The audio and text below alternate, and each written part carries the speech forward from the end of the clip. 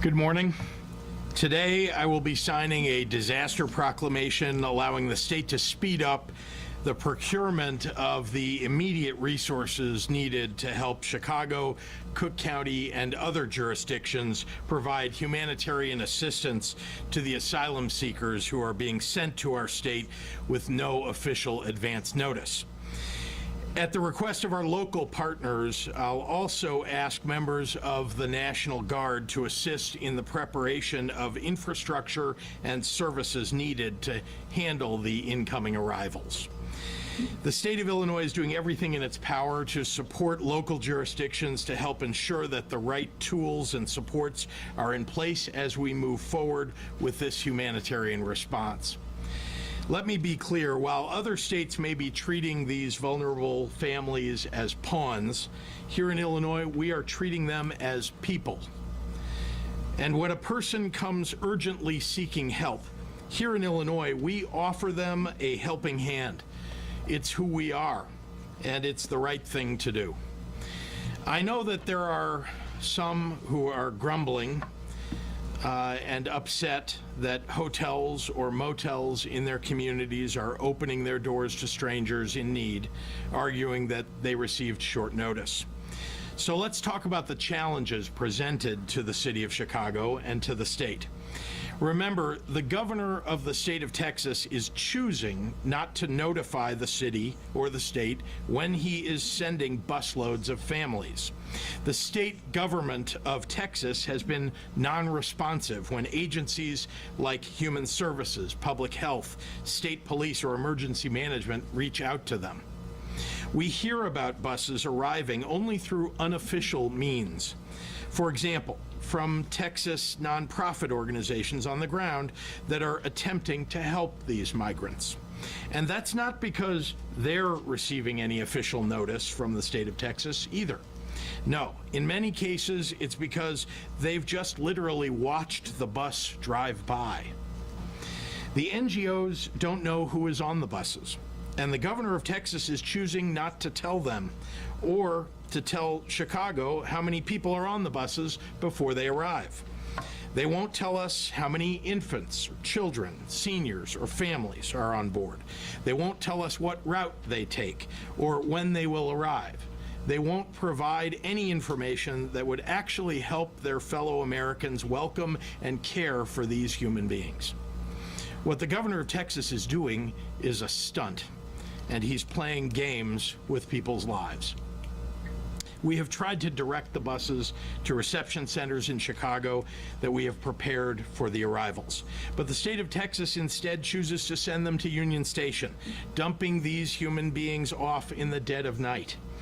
Once the arriving families are gathered up, city and state staff members work with expert nonprofit organizations like the state-funded Welcoming Centers, Catholic Charities, and Salvation Army to begin to triage and determine their immediate needs, prioritizing infants, children, seniors, and families.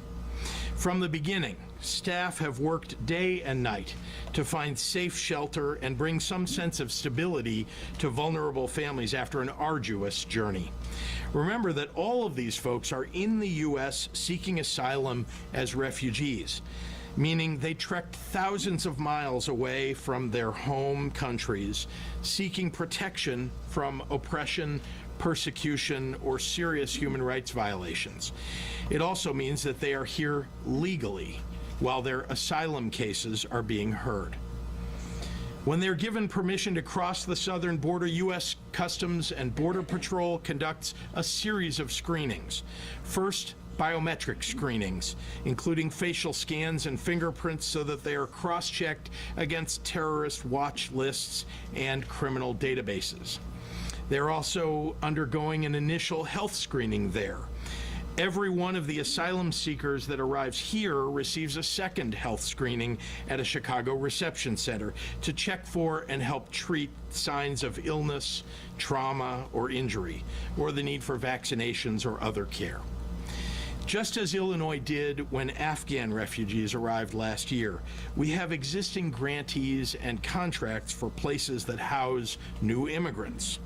The difference is that we received notice weeks ahead of time of the Afghans' arrival.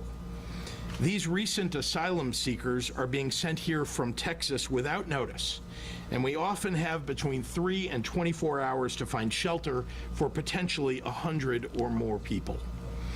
I'm not going to mince words here. The governor of Texas is forcing on New York and D.C. and Chicago and potentially other places a needlessly last-minute and complex process that is a heartless display of politics over people. Why not give reasonable notice? Why send these folks only to blue cities or blue states? Why isn't Abbott sending refugees to Mississippi or Oklahoma or Idaho? This is about politics for him, without regard to the fear and anguish and the challenges that it poses for these refugees. But here in Illinois, we refuse to stoop to that man's level. That's why I'm signing this proclamation today, to ensure that these men, women, and children get the services they need: shelter, food, medicine.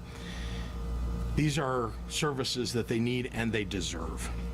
I am also temporarily deploying 75 members of our National Guard to assist in this effort. These are logistics professionals who will help local governments receive and transport new arrivals, stand up additional housing as needed, and support local government and nonprofits on the ground. I'm calling the National Guard into action on a temporary basis while we put in place additional staffing on the ground. I'm also pursuing every federal resource available to assist in this response. I've personally spoken with members of our congressional delegation to ensure that this is a top priority for them. Now I'd like to talk about the people at the center of all of this. These are people who are in our country legally. I repeat, they have been screened at the border and they have legal permission to temporarily reside in our country. They are asylum seekers, fleeing oppression or persecution in their own countries. They have traveled for months, most often without enough food or medicine or support. Many have literally walked from Venezuela to the U.S. border, seeking safety for themselves and for their families. These are people who have not been accused of doing anything wrong. But upon arrival here, there have been some anti-immigrant people who have tried to label these refugees with vicious suspicions about drugs and guns, accusations of which there is literally not a shred of evidence. The arriving families are poor and they are people of color, and that's apparently all some people need to level baseless accusations. These asylum seekers are women and children, infants and the elderly, mothers and fathers. They are human beings like you and me. Some have a sponsor in Chicago who will care for them. Others have a sponsor elsewhere in the country, and they are moving on once they are rested up. Sometimes they arrive with just the clothes on their backs, the courage to have made this long journey to escape oppression, in hopes that America, a land mostly of immigrants, will give them a new chance at peace and freedom. This is not a time to demonize human beings. This is a time to live up to our values. And in Illinois, we will follow the moral compass that makes this one of the greatest states in the nation. While there are a few local officials who want to play politics around these people's lives, I want to tell you about the kind and generous spirit of many other officials who have quietly extended a helping hand with offers of assistance, donations, and critical supplies. Leaders like Countryside Mayor Sean McDermott, who has welcomed families seeking refuge into his community. He represents the Illinois that I know, one we can all be proud of. Finally, to Governor Greg Abbott. Now is the time to stop trying to sow the seeds of chaos, to put aside politics and focus on human rights. Communicate with us. Have your state agencies call us back. Spare us the unnecessary drama and let us go about the work to resettle these asylum seekers. If you intend to continue shipping people across the country, please offer us the basic courtesy of a week's notice or more before you send busloads so that we can give exhausted refugees, including elderly people, young mothers and their babies, and the immediate opportunity to attain some stability and peace. I want to thank our IDHS Secretary Grace Ho, our IDPH Director Samir Vora, Major General Rich Neely of the Illinois National Guard, and IEMA Director Alicia Tate-Nadeau for their steadfast leadership. I'm so honored to stand alongside Lieutenant Governor Stratton and members of the Latino Caucus as we work together to provide dignity for these arriving families. And of course, to our city and county leaders, Mayor Lightfoot and President Tony Preckwinkle, I'm very pleased that the state can offer our support in your effort to support these asylum seekers. And with that, I'm pleased to turn the podium over to Mayor Lightfoot. Mayor, thank you.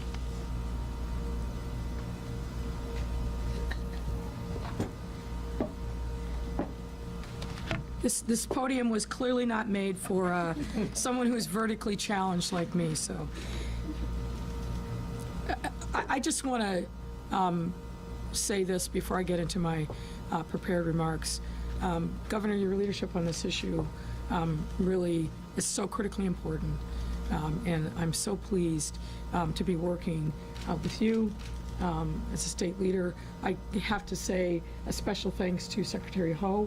I have to say also to Deputy Governor Sal Flores, Madam President, Cook County has really been a tremendous partner in this work. A month ago, none of us thought that we'd be here, but I think the fact that the government at every level is working together in a coordinated fashion, and the unsung heroes who are working literally night and day, that on tireless calls to all hours of the night and day, that are at these facilities, literally sleeping there to make sure that the residents, that the migrants who are coming have the support that they need. I got to give a shout out to my team in the mayor's office, Nubia Willman, Rich Gaitis, Chief of Staff Sybil Madison, and so many others. This is what public service truly means. We are living our values. We're not just saying it and talking about it. We are living our values, and I am very, very proud of the work that's being done at all levels of government here to make sure that the words of welcoming state and the words of welcoming city have true meaning every single day. So I just have to thank all of you so incredibly much about what's happened. Let me give you a little bit of an update from the city perspective. Since Governor Abbott created this manufactured crisis, approximately 500 migrants have come to the city of Chicago since August 31st. We do expect this number to grow.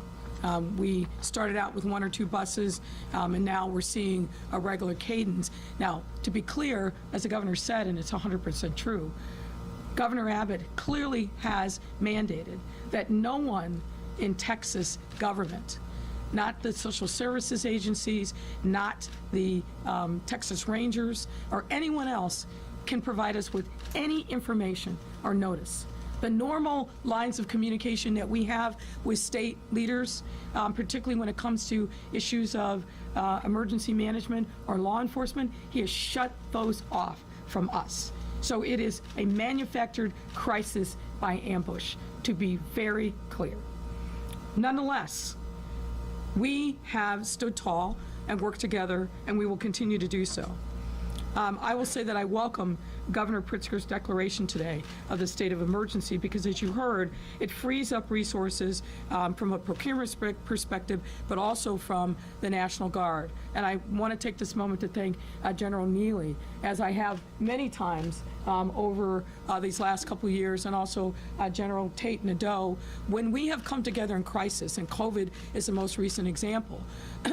The state emergency management authorities and the National Guard have done tremendous, tremendous work. Think, for example, what happened when we set up a vaccination center at the United Center parking lot. The state National Guard was phenomenal in providing resources, as was the state FEMA. I have no doubt that they will stand tall in this moment as well. So I just want to thank you all for that. We need their support to help us organizing the provision of basic needs like food and medical support and assisting us in the movement of people from place to place. This support will support our goal to provide these new arrivals with a warm welcome and allow them to figure out their next steps. I also want to highlight another point that the governor made. Now, Governor Abbott doesn't see the humanity in any of these people, but we do. And I think you heard that directly from Governor Pritzker. And we dare not lose sight of the fact that these are our brothers and sisters, that these folks have a right to be in a country, and that we have an obligation as a result of that to make sure that we stand up and provide support for them. As the governor said, some will be staying in the Chicagoland area. Some have already plans to go elsewhere in the country. But we have at a bare minimum the obligation to provide them with support as they make this transition from the border to the city of Chicago. They have traveled, in many instances, 4 months on foot through difficult circumstances. And they have been shipped on buses. And frankly, I believe that they have been misled. And the only option for them that they've been presented to by the folks in Texas is a free bus ride, because they're not providing any other option to them to go elsewhere into the country where many of them would prefer to go. This is, again, an orchestrated plan to create chaos in Democratic-controlled cities. Make no mistake about it. We've seen pregnant women literally ready to give birth who've been provided next to no support on the buses. Babies, elders, who continue to be treated in a callous manner until they get to the city of Chicago. It's unacceptable. It shouldn't be like this, but it speaks volumes about who Governor Abbott is.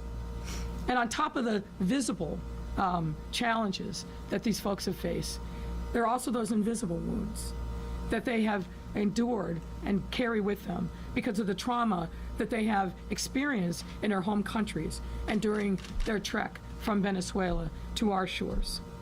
So imagine experiencing all of this just to be put on a bus with no options for multiple hours, limited food, and limited opportunities for respite, and just getting dropped off without any idea of what the next steps are going to be.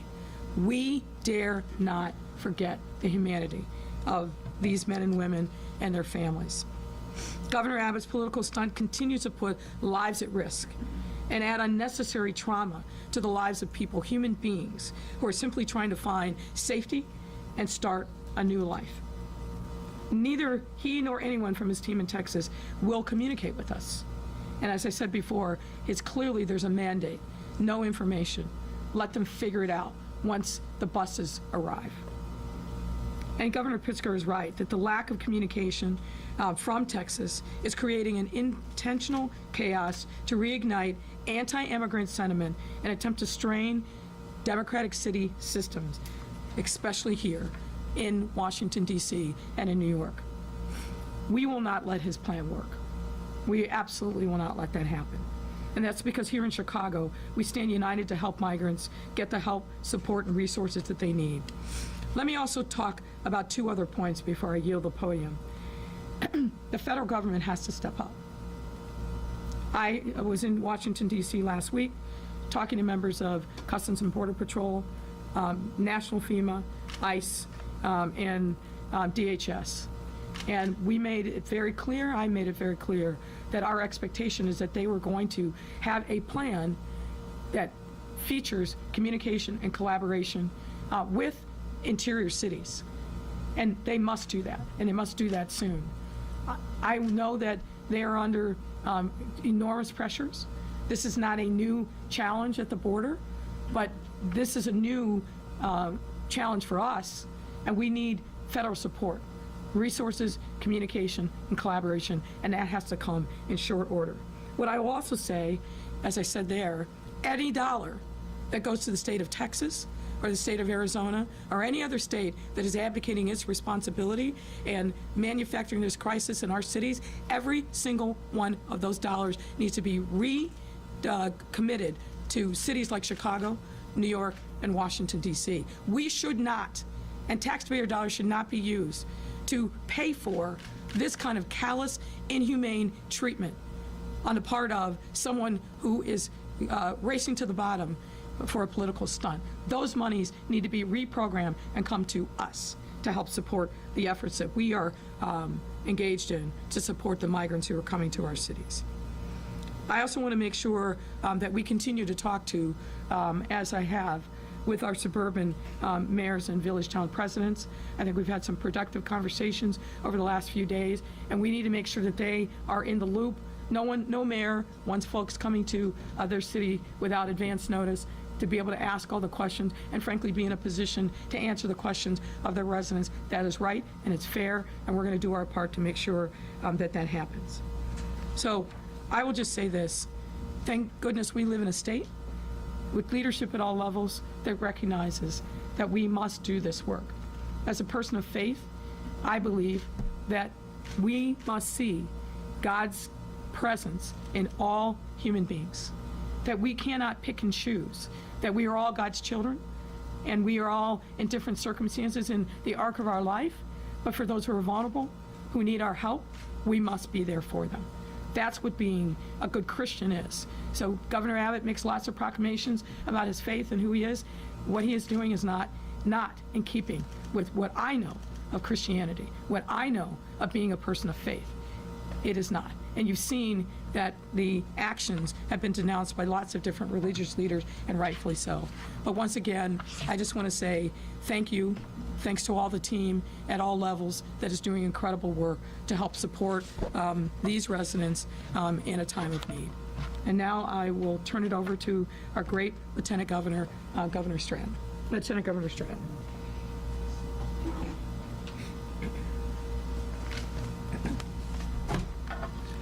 Good morning, everyone.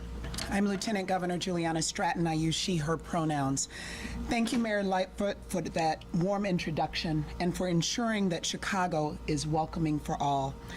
And thank you, Governor Pritzker, for leading our state with empathy and compassion, especially in a time when the people of Illinois need that the most. I'm always proud to stand by your side as your partner in governance. And thank you, Cook County Board President Tony Preckwinkle, Senator Selena Villanueva, Leader Lisa Hernandez, and everyone who is standing with us today and making it clear that we will stand up and speak out as one united voice. We are here today because people matter. A person's humanity is universal, and it is not tied to their race, their religion, their country of origin, or the zip code where they live. When we help others, we grow stronger ourselves. And when we lift others, we rise ourselves. And when we recognize the humanity in others, we see the compassion within ourselves.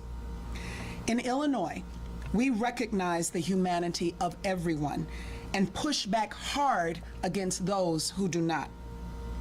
In these tough times, we must commit to doing the right thing. Today and beyond, Illinois is doing just that. Let me be clear. It is not a difficult choice to open our arms and give migrants the humanity and care they deserve. What makes this hard, what makes this painful for so many, is that they are being shuffled around like pawns and not being treated as human beings, as people, like you or I would want to be treated. These migrants, immigrants, refugees, and asylum seekers are seeking a better life and yearning to breathe free, to find a place to call home and build a new life.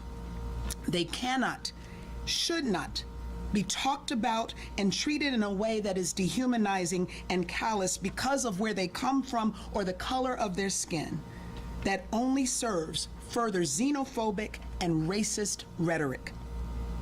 Today, we as a state must stand and say, we are here for you. And honestly, that should be the reality everywhere. What Texas Governor Greg Abbott has done is wrong. But we will step up to set the record straight. Illinois welcomes you, and we stand with our immigrant communities to ensure our state is a home for everyone. We stand with the leaders of the Illinois Legislative Latino Caucus to continue working to expand justice and equity, to break down barriers that hurt our most vulnerable. And when others rely on fear-mongering and cruelty towards migrants, we will lead with heart and show that we cannot be knocked down because our diversity makes us stronger. Thank you, and I will now pass it over to Cook County Board President Toni Preckwinkle. Thank you, Lieutenant Governor Stratton, and good morning, everyone. I want to begin by thanking Governor Pritzker for hosting us today and for the strong partnership between the state and the county and the city as we've come together in our commitment to ensure a warm welcome to our newest residents. As each bus arrives, we stand together and say welcome. As I often note, Cook County government has a nearly 200-year history of providing critical services and meaningful assistance to those in need across all communities. We are proud to be a safe and welcoming county for all who choose to visit or reside here. I'm personally committed to this mission each and every day, and I'm grateful for the partnerships we have in place to fulfill this important work. Beginning 2 weeks ago, asylum seekers arrived here looking for opportunity in the face of uncertainty. And while we are ready to welcome them, our colleagues in the state of Texas refused to coordinate their arrival in a way that ensured human kindness. This has, unfortunately, created a challenge of unnecessary uncertainty. And Cook County has risen to that challenge, bringing the unique services of Cook County Health and the Cook County government to support this work, doing so in partnership and collaboration with the state and the city, putting the interests of individuals and families first to ensure their basic needs are met upon arrival. I'd like to say a particular thank you to the Cook County Department of Emergency Management and Regional Security Executive Director Ted Berger and his team for providing coordination and support with our city, state, and federal and not-for-profit partners. I'm also grateful for Cook County's deployment of personnel and resources to assist the City of Chicago and the State of Illinois, working collaboratively to identify solutions on the limited notice we've been given during this challenging circumstance. I also want to extend my gratitude to the Chief Executive Officer of Cook County Health, Israel Rocha, and Ileana Mora, Chief Operating Officer of Ambulatory Services at Cook County Health, for their tireless efforts to provide screenings, primary care, vaccinations, and other medical services to our new arrivals. In the coming days and weeks, Cook County government continues to work side by side with our partners and newest residents to make sure that their needs are met. It's a privilege to continue the county's long-held commitment to immigrants in our community. And now I'd like to welcome to the podium Secretary Hope.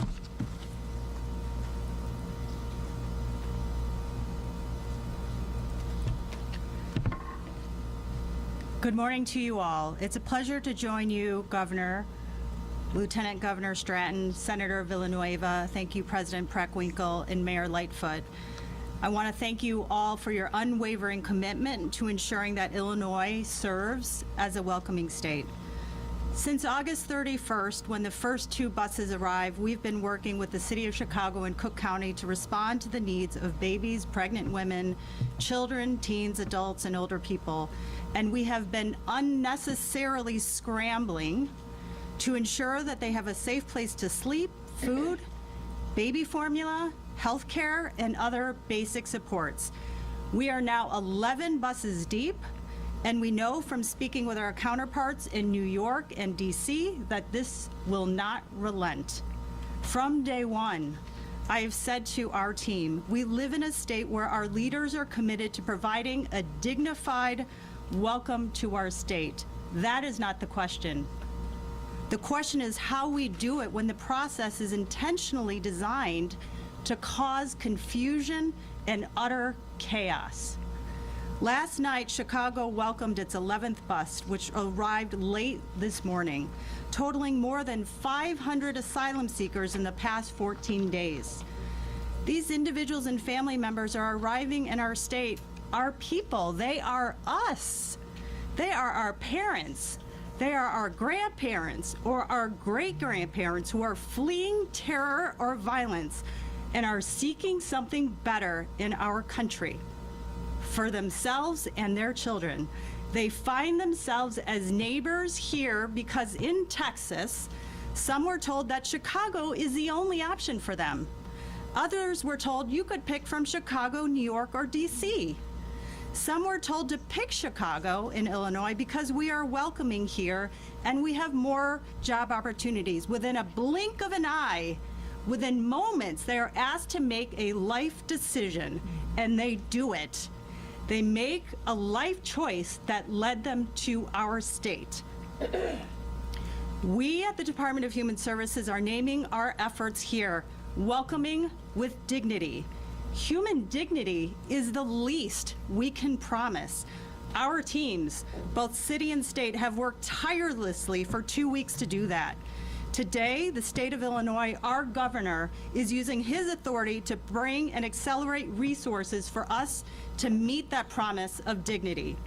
We will utilize the National Guard's men and women to relieve staff who have been working around the clock in hotels to scale up until we can get ahead of this, build the infrastructure to sustain the effort.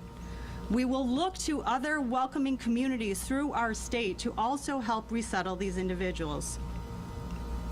I have seen the laughter of these children, the smiles of these babies, the relief in the eyes of parents. They are joyful, they are fearful, they are expectant and cautiously hopeful, but they are absolutely full of promise. The adults want to work, the children want to learn and play and draw. They want to play soccer, and they want to feel safe. So there have been many questions about how we've identified hotel rooms. Well, I would say to anyone who has had the privilege of planning or hosting a large wedding or a conference, you will know that finding a block of rooms for 100 people usually takes over a year. And as the governor said, sometimes we have 3 hours, sometimes we have 12 hours. So in addition to just plain availability, we want to assure that those regions also have the access to support services. And we've also returned to hotels that have previously welcomed Afghans earlier this year. With support from the National Guard, we can work ahead more strategically and built up shelter capacity and other types of settings. Alongside Commissioner Kanazi of DFSS, Director Vora, Director Tien, and other Illinois agencies, we are working in close collaboration with our Illinois Welcoming Centers. Onward House, Brighton Park Neighborhood Association, Rincon Family Services and Family Focus, along with the Illinois Coalition for Immigrant and Refugee Rights and the Resurrection Project, and the Greater Chicago Food Depository. Thank you to our partners. They were only a phone call or a text away from springing to action.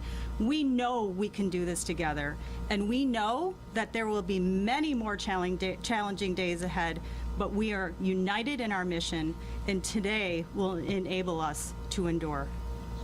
With that, I am really pleased to welcome Senator Villanueva, a partner and an advocate, to the podium. Thank you.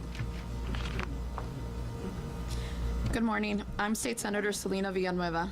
I represent the 11th District, which encompasses a good portion of the southwest side of the city, including neighborhoods like Little Village and Brighton Park, West Lawn, and portions of the adjacent southwest suburbs as well. Before I get into my remarks, I think I want to make sure that we thank the different levels of government that have been working tirelessly. And when I tell you this, I mean this because I'm coming from community work. I am an organizer. And to see our government, city, county, state government working the way that they have been working to ensure that we're all meeting the moment. Thank you, Governor Pritzker. Thank you, Madam Mayor, Madam President, for the tireless work that you all are doing, that your staff is doing, Director Ho. There's so many incredible people and staffs and volunteers and staff at community-based organizations, our welcoming centers that are meeting the moment every single moment. As we are sitting here having this press conference, who are there making sure that there are people that are present, welcoming those buses that are getting here, that are making sure that the people that are arriving into our city are getting the medical support that they need. They're there making sure that they have food to eat and that they have a roof over their heads. We are on the eve of Hispanic Heritage Month, which starts tomorrow. A month that is meant to celebrate and to highlight the accomplishments, but also the culture, our heritage of Latinos in the United States. We're on the eve of a very big month for those of us in the Latino caucus, of a lot of celebrations, but a lot of reflection. This past weekend, I was with my community in Little Village celebrating the 51st year of the 26th Mexican Independence Day Parade. 51 years. And let me tell you, Latino communities have been here longer than that. Immigrants have been here longer than that in this country and in this city. But 51 years. And as a daughter of Little Village, because that is my home, I will always proclaim my love for Little Village. I shared a story at the breakfast before the parade of when I was a young girl walking out of a grocery store in Little Village with my mom. And we ran into a man, a Mexican man, asking my mom if she could spare a couple of pesos for some tacos. This man was a recent arrival, and my mother had been working in the community for a very long time at that point. And instead of my mother just walking by and saying and ignoring the man, my mother stopped and actually talked to him about 10-15 minutes to get his story, to understand how he got here, where he was living, to make sure that he was okay. What she found out was that he was living in a garage with about 4 or 5 other men, recent arrivals who had come to this country, had no money, and that's why they were out in the street begging for food, begging for a little bit of pesos in order to buy some tacos. My mother, instead of walking away and saying, I don't have anything, because again, we were a working class family, said, here's some money, but I'm gonna take it to an extra step, because she was working at a community-based organization, and said, we're gonna get you resources. Because this little bit of money I can give you right now is gonna last you a day, less than that. But the resources that we can provide you at the organization that I work with can last you a lot more and help you build a life here. These are the same people that are coming to our city right now. The same people that are asking to come into this country looking for opportunities because they're fleeing a variety of issues that our families also fled when they came here. Whether it's poverty, whether it's violence, whether it's a lack of job opportunities, whether it's just struggling to survive, they are coming here for many of the same reasons why the rest of our families came here. I'm here standing in representation of the Latino caucus, a Latino caucus in the state that has fought alongside the governor to ensure that Illinois is literally the most welcoming state in our country. And we do it, yes, because of our proximity to our immigration stories. I know how my parents and my grandparents got into this country. I know that my grandfather was a bracero. I know the struggles that they had, the racism that they faced. And the reality is the racism that we continue to face. The xenophobia, the hatred, but that is not how we meet our brothers and sisters who are asking us for help. I've seen the best in our citizens, the best of our residents, when we've been there for the Afghan refugees who came to this country, the Ukrainian refugees that came to this country, the amount of people that have sent donations, the amount of people that have signed up to volunteers, that is the best of us. And that's what we're here trying to do. with government, with community organizations, with community at large, who have also stepped up and donated and said, hey, we're here to help. I'm grateful for the governor for making sure that we're trying to bring in the resources, as Governor Abbott has decided that he wants to wash his hands clean of this, as though you can wash your hand clean of humanity. I won't talk about Texas because the reality is I'm very proud to be from Illinois.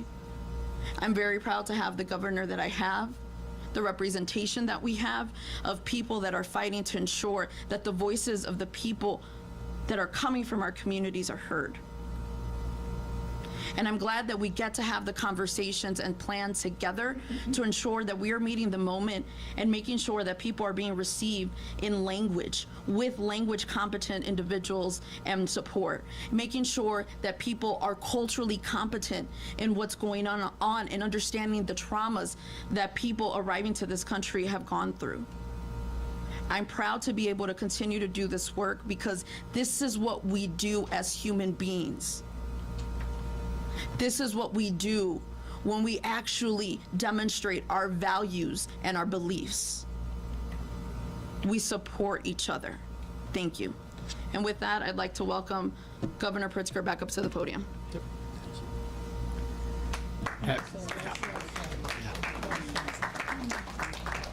Happy to take questions from members of the media. Governor, can you provide any details on the infrastructure that you said would be built? Could that be something like the McCormick Place that we did for COVID? No, it's not specifically building buildings, but it is assisting local folks, organizations on the ground, NGOs, as well as local government in whatever it is that they need. And when we talk about infrastructure, it's soft infrastructure that we're talking about, although occasionally it might turn into, actually, helping with something that is hard infrastructure, but it's not building new facilities. Governor, if the Texas governor is engaging in human trafficking or kidnapping, as you put it, should sanctuary state AGs or the DOJ weigh in? Well, we are still examining and interviewing the folks who have come to Illinois and listening to their stories about whether or not they willingly got on these buses, knew where they were going, were given the information appropriate, and the legal authorities in the state of Illinois, specifically our Attorney General, the General Counsel's office and the Governor's office, the Corporation Counsel for the City of Chicago, all looking into whether or not there is criminal liability for what they've done. Well, we heard that they signed waivers. They knew exactly where they were going. Some wanted to go to Chicago because they have family members in the surrounding states. So you're saying that some might have been kidnapped? I'm suggesting to you that even if someone signed a piece of paper, if it was in English and they don't speak English, if it was in Spanish and they don't read or write, that's not an appropriate way to, for the governor of Texas to release himself from liability.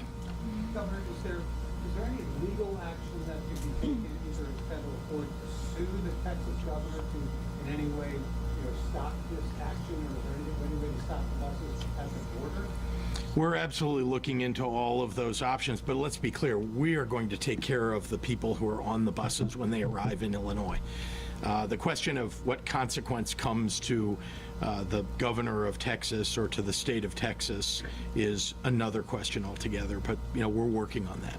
Governor, how long can the state, city, and county sustain these buses coming before federal help is going to be vital? Well, we are seeking federal help. I think I mentioned in my remarks, and of course I have been hard at work, working not only with our congressional delegation, but directly in conversations between my staff and the White House to make sure that we get the resources that we need, whatever it is that's available. There are appropriations that have been made at the federal level for help for cities and for states. DC received some, New York received some. We're trying to access those resources and anything else that the federal government will give us, but we're working hard to make sure that we get resources so we can sustain, the provision of services for these folks. But are you at any point, or are you coming to a point where you're going to either have to go to the legislature or the city come to the city council and ask for more money to sustain this effort? I can't speak for the city, but I can say at least at the state level, at the moment, that's not the case. We have resources. We built welcoming centers. We have funds for welcoming centers and for all the provision of human services in the state. But absolutely, there is a point at which that we wouldn't have the resources to continue. And you've seen thousands and thousands arriving in New York and in D.C. And it's an enormous burden on those cities. Mayor, do you want to talk about that? There are some federal resources available through FEMA, but ultimately, if this continues in the pattern that it is, it's not going to be enough. And obviously, we have resources that we have reprogrammed to, I think as the senator said so eloquently, to meet the moment. But if this moment continues for weeks and months, there's going to be, there has to be more. There's a finite number of resources that are available through FEMA. We intend to get every single penny that we possibly can. But I meant what I said earlier. If monies are going to the state of Texas and they're abdicating the responsibilities that they agreed to get those monies need to be reprogrammed and sent to states and cities like Chicago, like New York, like Washington, D.C. New York, to date, as of yesterday, had 11,000 people that had come to New York City. I mean, contemplate that number. And they need, we need, D.C. needs more assistance. And obviously I know that there's work being done by the White House and some of the executive agencies to look to other resources. That can't happen fast enough. So we're going to continue to be in conversation with them to let them know what is happening on the ground here. I had a series of very productive conversations when I was in D.C. on Friday, but we're not going to take our foot off the gas to say that we need a comprehensive plan from the federal government. And again, we all know what the reality is. This is a national problem. It needs a national solution. And we, as cities and states, cannot be left to fend to ourselves. Mayor, the mayor of Elk Grove Village said that he was sent 90 people because of the marathon coming up. Why not open up McCormick Place? Well, If we keep 11,000, say as many as I wouldn't put those two things together. I've had very productive conversations with both the mayor of Elk Grove Village and the mayor of Burr Ridge. We agreed that we're going to communicate on a regular basis. We've made those staff connections. Nobody was sent to Elk Grove Village because of the marathon or something else. Look, the reality is we have a finite number of resources here in the city of Chicago and the county of Cook. And so there will be a need to expand the number of communities across the state that may have to step up. And as you heard from Secretary Ho, in the first instance, the plan is going back to hotels and other spaces that have welcomed other refugees that have come to Chicago. But this has got to be something that we are in deep communication and collaboration with our partners across the region, because that's what the time demands. Last question. Mayor Lightfoot. But I might add, just with 3 to 12 hours notice, 3 to 24 hours notice, that's a difficult thing to do, to communicate across the entire region in such a short period of time. Last question. Governor Pritzker, does anything in the Safety Act need to be changed before January 1st, and do you want any specific changes? Well, let's just set the record straight with everybody. The Safety Act is designed to keep murderers and domestic abusers, violent criminals in jail, and to address the problem of the current system, which allows those people, murderers, domestic abusers, and so on, to buy their way out of jail by just paying bail. So we're addressing the problem that exists today, making sure that we're, also addressing the problem of a single mother who shoplifted diapers for her baby, who is put in jail and kept there for 6 months because she doesn't have a couple of $100s to pay for bail. So that's what the Safety Act is about. Are there changes, adjustments that need to be made? Of course, and there have been adjustments made, and there will continue to be. Laws are not immutable. They are not, there with no change that's ever made to them. Of course, of course. Thanks, everyone. Thank you.